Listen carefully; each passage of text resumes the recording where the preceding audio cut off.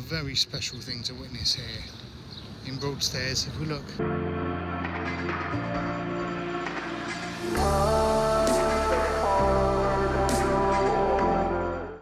what if one of England's greatest storytellers left clues to his life hidden in a quiet seaside town? Today we find ourselves in Broadstairs, a charming corner of Kent that became a sanctuary for Charles Dickens.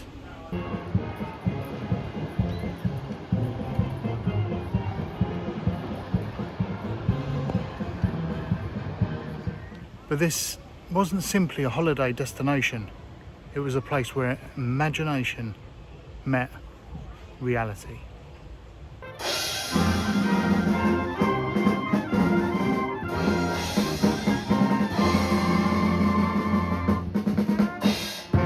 Now we're going to visit some cool places connected to Charles Dickens today, starting with where he took lodgings while working on the Pickwick Papers, also a house that he took where he finished Nicholas Nickleby, and some other treats along the way, one being right on the seafront. Let's walk in Dickens' footsteps, shall we?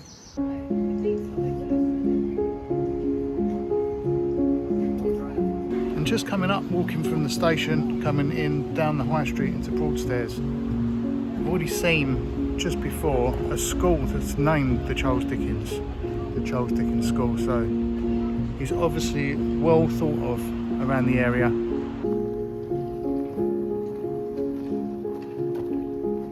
Now first up on this Dickens Broadstairs tour, going to be this place right here, number 12 High Street in Broadstairs. Dramatically changed to what it would have looked like when Dickens was here, but now a Tesco's supermarket. But once stood here.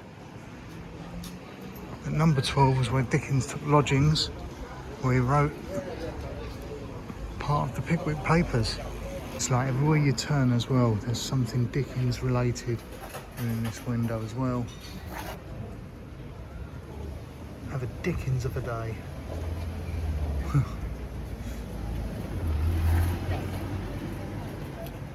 So yeah, right there across the street, number 12, part of the Pickwick Papers, wrote in the old lodgings,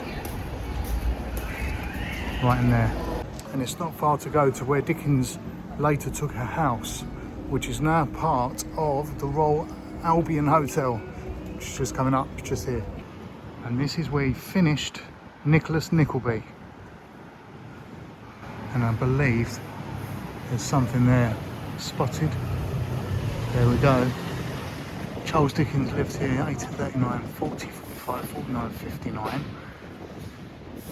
Wrote part of Nicholas Nickleby. So he didn't move far, because just on the right hand side behind that lorry is number 12 High Street. And then just round here on this side, the Royal Albion Hotel. And this is the property from the seafront side. Wonder how different it is to how it would have looked back then.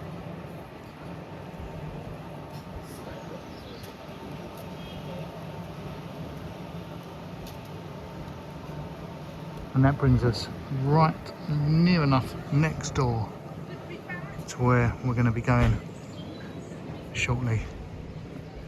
We're going to hopefully go inside. And that is the Dickens House Museum.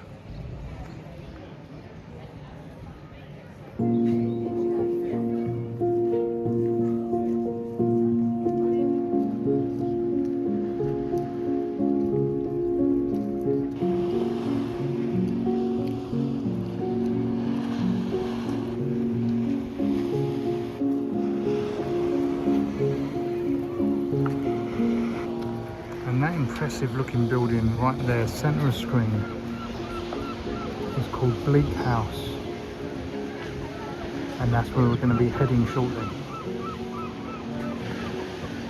Now another property that Dickens liked to stay when he came to this lovely town was Lawn House, now known as Archway House, and this is where he wrote parts of Barnaby Rudge.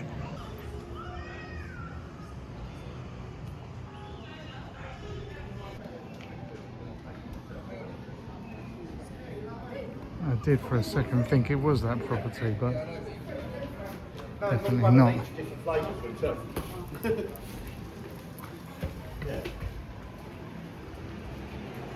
Seems like every other building is a mention of the writer. Maybe down here perhaps. And it's this one. Found it, located. This is Archway House. So come from there, the old curiosity shop just at the end.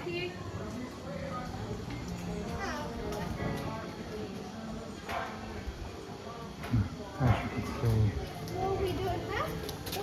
see, Charles Dickens lived here and wrote part of Barnaby Rudge, 1841.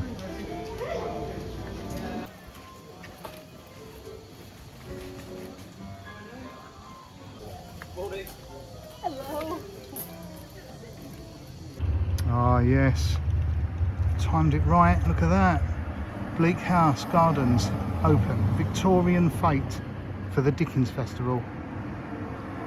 And we're here. So yeah, if you walk from the town out this way and you get to Church Road, and that's where you take a right, and then down through there is where we're headed. Yeah, it's a shame there's some scaffold on that, but it's a beautiful church, and that's where that sign was that we just looked at. Yeah, Church Road. So coming away from the town, you do a right, and then further along down here is where you're going to find Bleak House. Just past these fantastic stone cottages. Look how pretty these are. Fantastic. Oh, wow. Fagin's Den. Fagin's Den, Dickensian themed cottage. Oh, it looks like you can rent that place out. Number one. And just next door, just to keep that Dickensian theme alive, as if you needed it really, Bleak House Lodge. So from those stone cottages, I've just gone 5 steps and seen this. Now I can hear faintly in the distance what sounds like some jazz piano playing. Oh, this is going to give us the real Victorian, Dickensian Victorian feel. I hope so anyway. I can feel it already. Victorian vibes.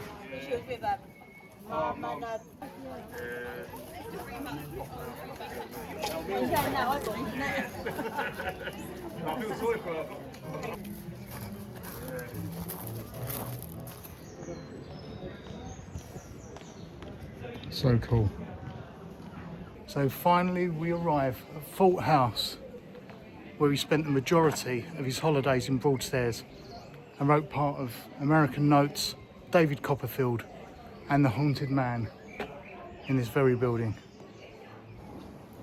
It was at Fort House, now Bleak House, on his last long holiday in Broadstairs that he wrote Our English Watering Place, published in August 1852, and standing as a permanent reminder of his affection for the town.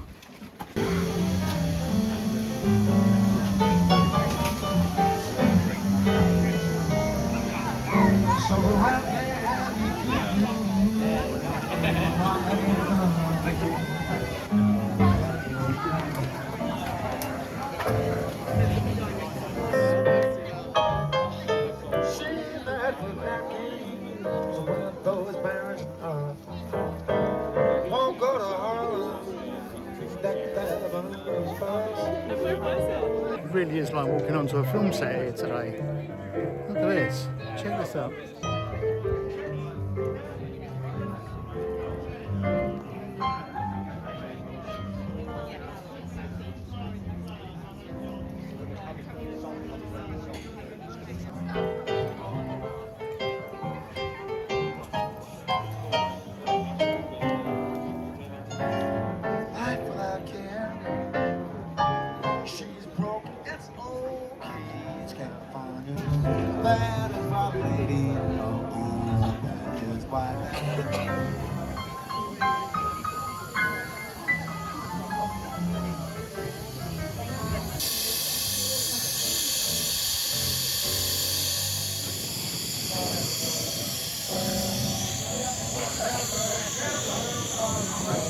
One of the town's most famous landmarks is Bleak House. Although it wasn't called that during Dickens' lifetime, he stayed here while writing parts of David Copperfield and other works. Standing above the sea, it's easy to see why this dramatic location captured his imagination. I think it only poignant with the sun on our face and Bleak House just behind us here. One of the most famous paragraphs from Charles Dickens' David Copperfield is in its opening, where the narrator reflects on his birth and sets the tone for his life story. I'm going to read that passage now.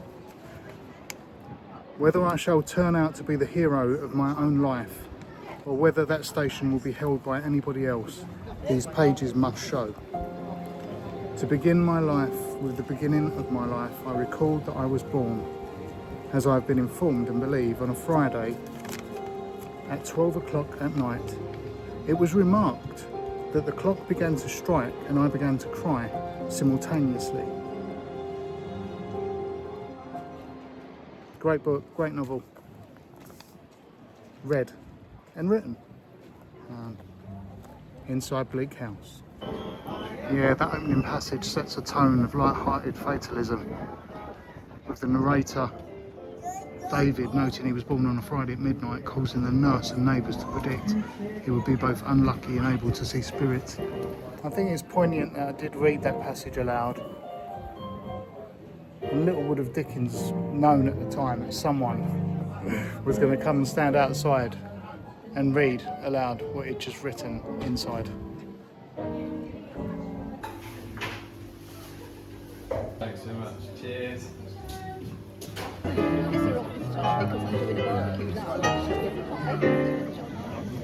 Let us begin at the beginning. The Victorian gentleman, and I use that term broadly to include the Victorian gentlewoman. We're now heading away from Bleak House, and we're going to try and go over to the Dickens Museum, which should be open at 1. So by the time we've walked over there, we should be able to get inside.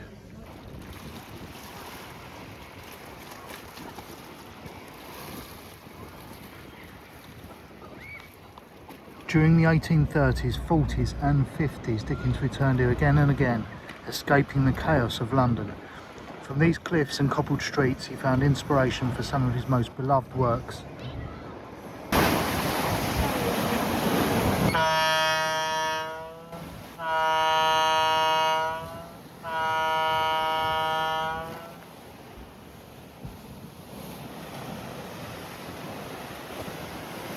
It just made me jump.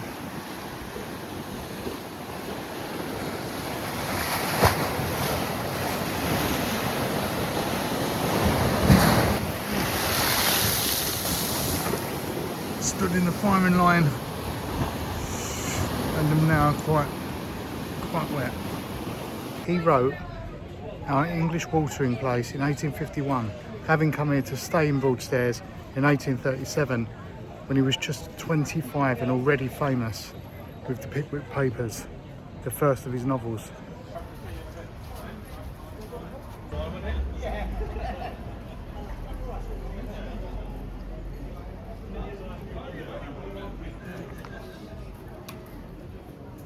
So amazing.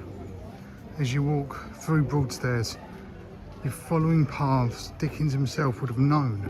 He strolled along Viking Bay that we just saw, watched the fishing boats come and go, and observed the local characters who often found their way into his stories. But perhaps the most intriguing place is the Dickens Museum. Legend says it inspired the home of Betsy Trotwood, the eccentric aunt in David Copperfield. While historians debate the exact connection, the resemblance is striking enough to keep the mystery alive. Because Broadstairs wasn't just somewhere Dickens visited, it became part of his creative world. The sea, the people, the atmosphere, they all seeped into the pages of Victorian literature. So you ready to go inside? Let's go, shall we? And it's open.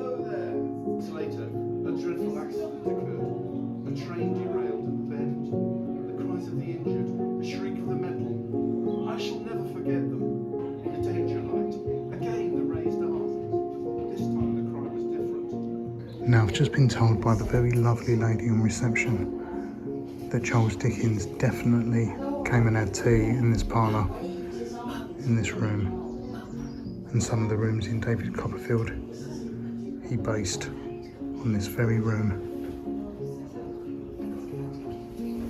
Blowing my mind. Amazing. Maybe sat there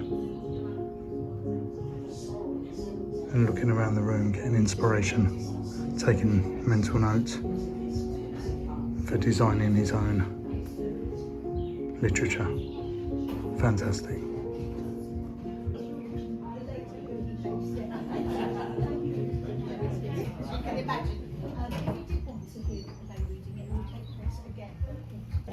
David Copperfield arrives in London now. No, the Blue Boar is based on somewhere in Rochester in Kent. I think it's called the Old Victorian Ball in Rochester High Street.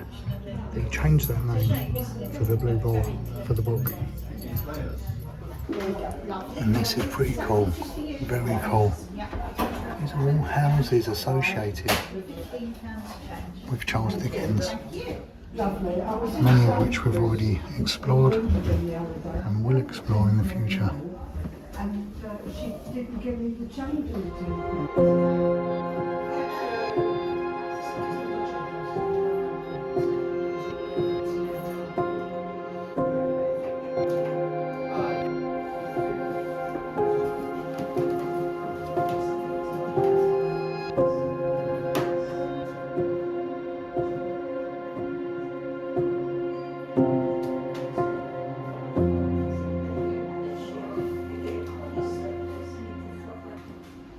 Look at this thing.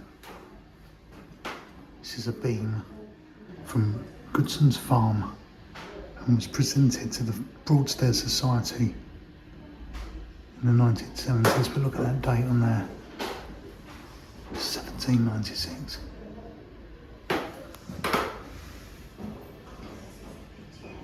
Fantastic. Wow.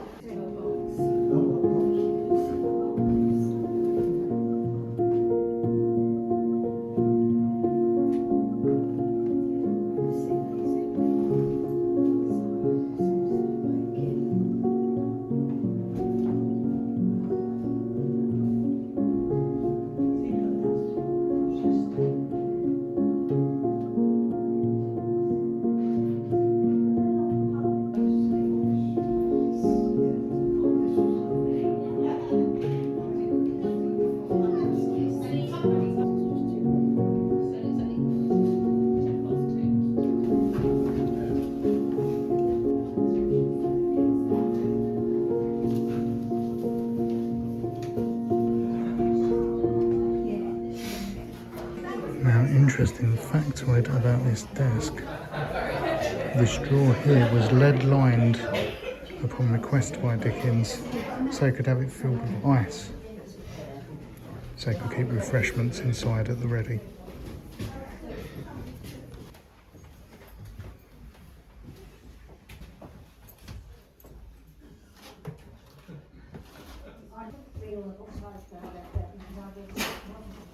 This is a 202-year-old colour map, and Dickens came a few years after, but this is how he would have seen the area. Royal Ramsgate allowed a steamship to dock, but Broadstairs, considered just a small, poor coastal village, couldn't accommodate the bigger vessels, so Dickens would have had to get off at either Margate or Ramsgate and get a horse and carriage to Broadstairs. He liked that Broadstairs was so small and quiet, isolated, as it was a contrast to London, the hustle and bustle of lively buzzing streets. It was also, as you can see, surrounded in all directions by fields, so made it a perfect getaway, a sanctuary for him to escape. So just leaving the Dickens House Museum, that's fantastic in there. The staff were so knowledgeable and so helpful.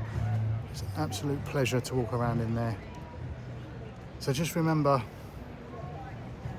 if you do come and visit this little seaside town, Broadstairs, you're not just visiting a little seaside town, you're walking in the footsteps of Charles Dickens.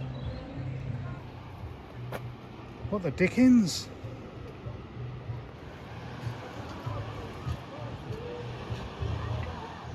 If you enjoyed this journey into Britain's hidden history, subscribe to the Crimson Collective for more mysterious stories from the past.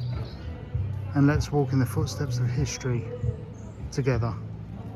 And with that being said, thanks for watching. I'll see you in the next video. Cheers. And a piece of bonus footage. A very special thing to witness here in Broadstairs. If we look in Chandos Square, if you come here, look at that beauty. Hexagonal postbox. One of the oldest in the United Kingdom. If not the oldest, I don't know, but look at that. And I only know about that because of the fantastic staff in the Charles Dickens Museum who pointed me this way, and such a pleasure and privilege to see that. Look at that.